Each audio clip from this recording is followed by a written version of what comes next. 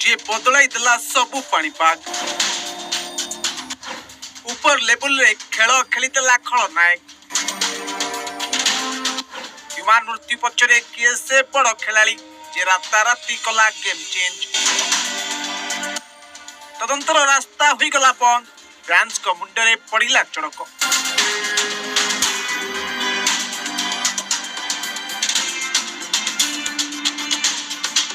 बहु चर्चित ह्यूमान सागर मृत्यु मामला रे दिन को दिन सामना को आसुछि नुआ नुआ ट्विस्ट आ नुआ नुआ घटना जहाँ मृत्यु रहस्य को चापिबा को चेष्टा चलाउथबा स्पष्ट जना पड़ जाउछि। हां आज्ञा अनेक दिन बीती गला छाती फुलाई बाहरे बुलुछि दोषी हेले पुलिस खेलुछि लुचकाली खेल लोके कहिलेनी पुलिस हेबो निष्क्रिय धरा पड़िबनी दोषी ठंडा पड़िजिबो ह्यूमान सागर मृत्यु।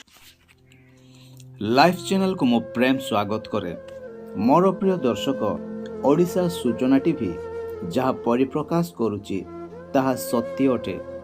मोर प्रिय दर्शक गण हुमान हुमान कही किछि दिन पूर्वे मासक तले लोक ओडिशावासी कांदुथिले हुमान सागर पाए किंतु आजी से हुमान को भलो पाउथिबा लोकंक उपरे चड़क पड़िछि कारण हुमान को भलो पाउथिले मध्य केही किछि करि पारिबे नै समस्त हाथ बांधी बसिले कारण समस्त विषय बाट गणा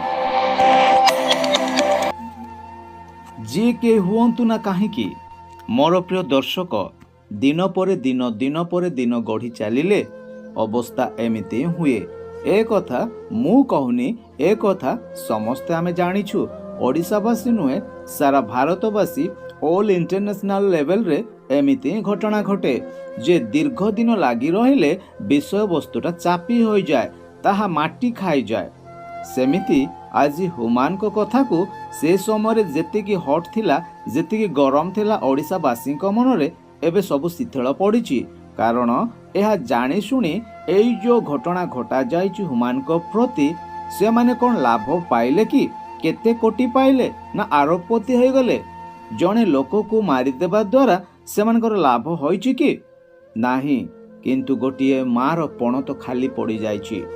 मोर प्रिय दर्शक गण आपण मान को कहि रखे तो मु कहिबी जे माँ असंभाळ से किछि करि पारिबे नाही काहेकि एकुटिया बा कोन करिबे सारा ओडिशार लोक तांको मरण रे टिटलागढ़ शहर जेमिति एकाठी थिले कोन सेमिति एकाठी हे गले काम कोन सफल हबो नाही किंतु से माने जानी शुणी जहाँ घटैछंती मारी देइछंती कहले किछि भूल हबनी केते सुंदर भावरे मरण देइछंती हुमान को ए कथा झळ झळ दिसुची किंतु मोर प्रिय दर्शक गण न्याय मिलिबो कि हुमान को केते कोटी लोक भलो पाइले कोन हला गोटिए न्याय तो मिली पारुनी कोटिए लोक भलो पाइले कोन होची गोटिए न्याय देबा पाए समस्ते अक्षम तो सूचना टीवी जहाँ कहूँ सत ही कहूँ तो आउ आग को कौन न्याय मिलबार संभावना रही कि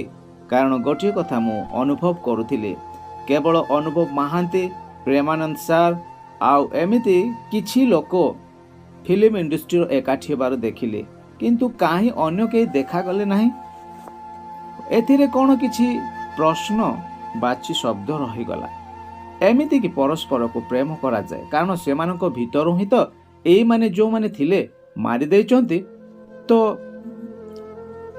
यार मरण रे तो निहाती अन्य माने संतुष्ट होथिबे ए कथा भी बारी हे पारुची चलंतु न्यूज रो किछि झलक देखि नेबा पड़िजिबो ह्यूमान सागर मृत्यु मामला कारण ये तलारे अभियोगकारिणी ह्यूमान को मां से फाली सुना अभियोग करथिबा से 9 जनक मध्यरु कहारी कुए जा इंटरोगेशन करे नाही पुलिस एहारी भितरे केवल सही 9 जन दोषीक मध्यरु 2 जनकर बयान और अन्य 2 जनकर कार्यकलाप संबंध रे तथ्य मीडिया को मिली परिछि।